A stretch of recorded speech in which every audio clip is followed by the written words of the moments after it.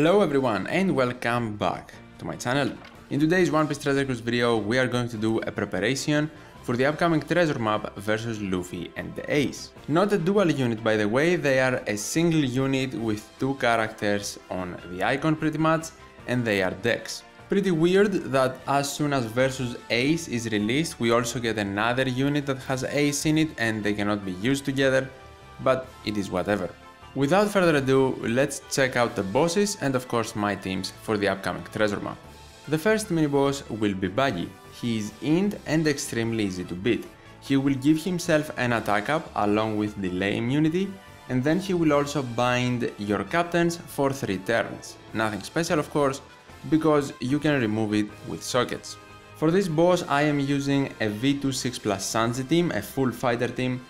And V2 Sanji is very useful here because he is Sai, does damage, gives you an attack up, and of course is also boosted by 1.35 times. The rest of the team is simply fighter characters. The color doesn't matter, the special doesn't really matter, you can use whoever you want to. Unfortunately, based on how I build my teams and my available units, I do not have another fighter unit that is boosted for more than 1.1, so I have to use treasure map Jinbe.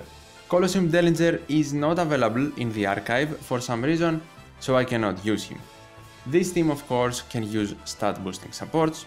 If you have maximum level bind sockets, you do not need a special for the bind, but if you cannot be bothered to max up your sockets, you can just use a fighter character that removes bind. This team can do over 6 million damage and will boost your points for 3.78 if you replace Jinbe with an 1.2 booster. With Jinbe in the team or another 1.1 boosted character, I think the multiplier is around 3.46, but not a huge difference. The next mini-boss will be Dex Crocodile. He will give you a full board of TNT slots, 5 turns of a 90% attack down, while also having delay immunity. On defeat, he will damage you for 30,000 HP, so you need to make sure you either can reduce that damage or that you have enough HP to survive it. My team for this fight uses versus Ace as captain because I couldn't really use him anywhere else and he is boosted by 1.5 times. If you do not have him, it's not a problem, you can replace him with any captain you like and he will help you enough to beat the boss. For Jozu, because I'm also using him from the new batch, he is extremely helpful. He removes attack down and he will also reduce our damage taken in the final hit. You can replace him with 1 or even 2 units that will help you do the same. So 1 unit for attack down and 1 unit for a damage reduction. The rest of the units are here because they are either strength and boosted by Ace, so free spirit or shooter, or they help us boost our damage. Very simple and flexible boss to play around, so I am pretty certain you can find a team for it.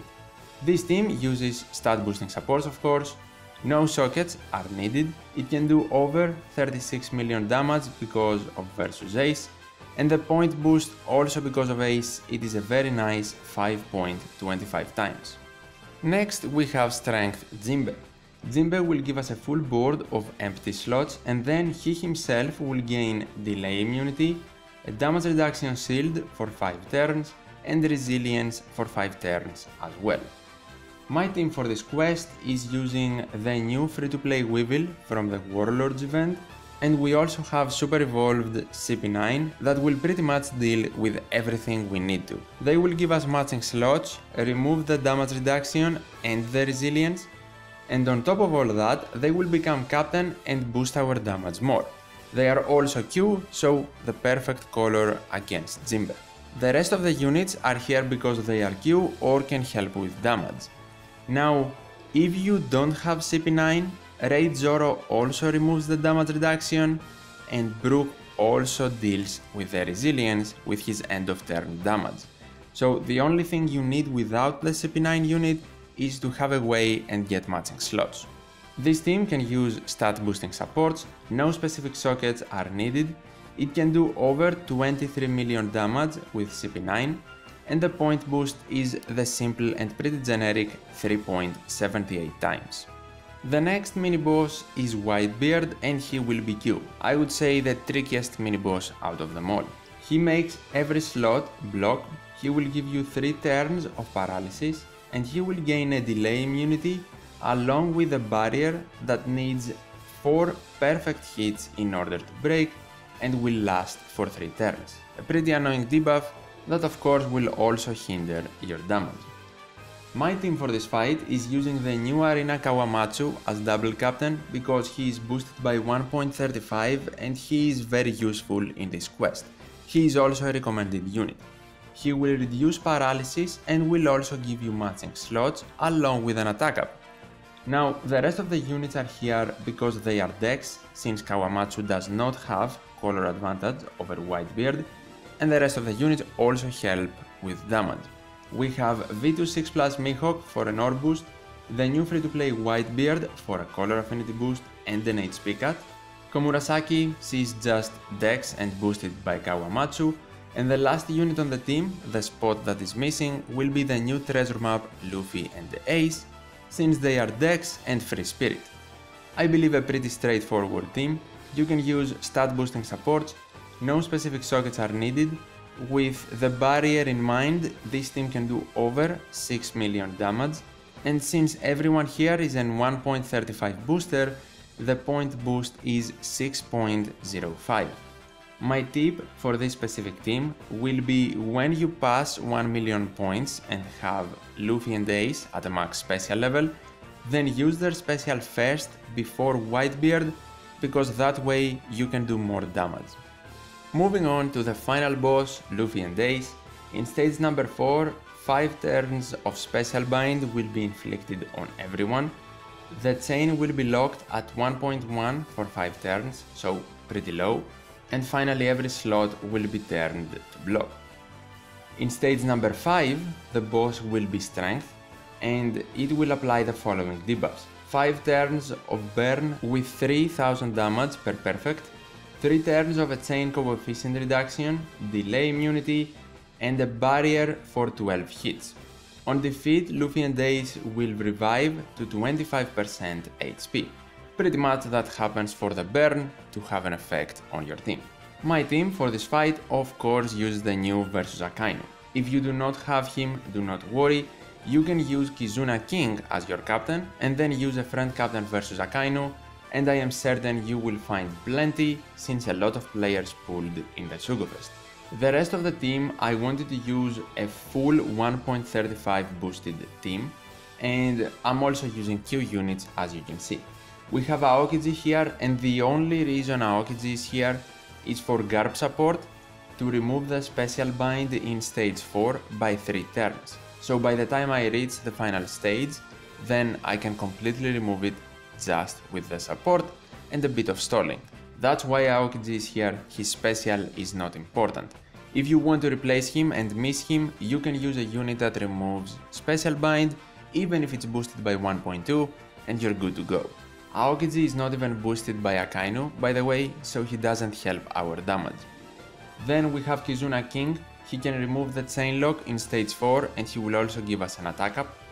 Treasure Map Queen is mainly here because he is boosted by 1.35, he is powerhouse and also Q, he doesn't really help anywhere else. And finally we have the new Pirate Rumble unit, Hannibal. Because I will stall one turn in stage 4, my captains will be inflicted with despair. Hannibal will help me remove said despair. Now Akainu of course, he can deal with block slots, he can help you with matching slots, give you an orb boost and also a chain lock to deal with the chain coefficient reduction in the final stage.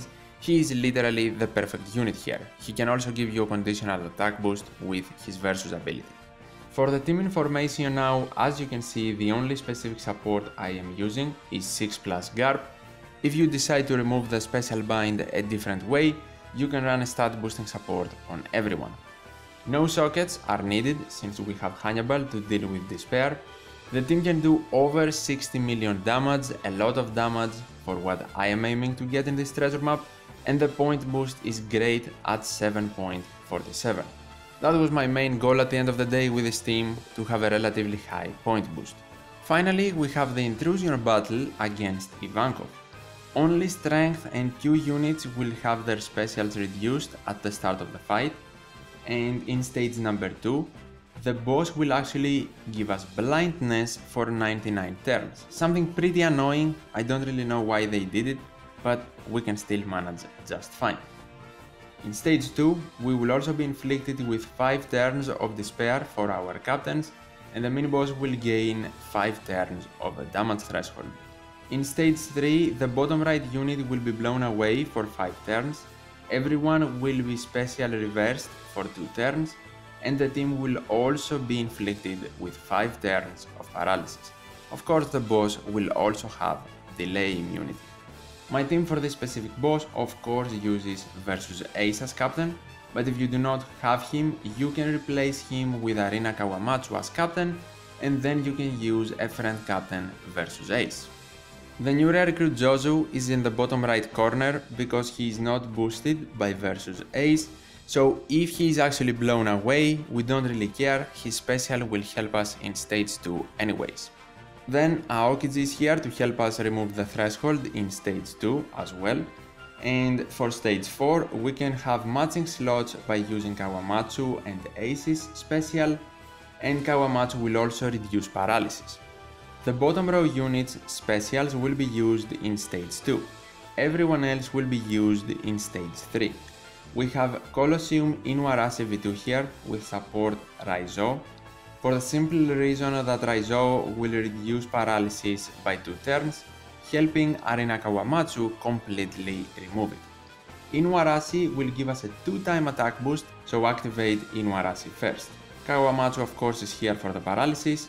Ace is here of course because he is the main legend of the treasure map. He will help you regain your specials, he will give you an ore boost, matching slots, and the chain lock if you do use him as double captain or if your captain has a strength slot. Raizo is important here to completely remove paralysis because Kawamatsu is not enough, but everyone else other than Inuarashi can use a stat boosting support. No specific sockets are needed.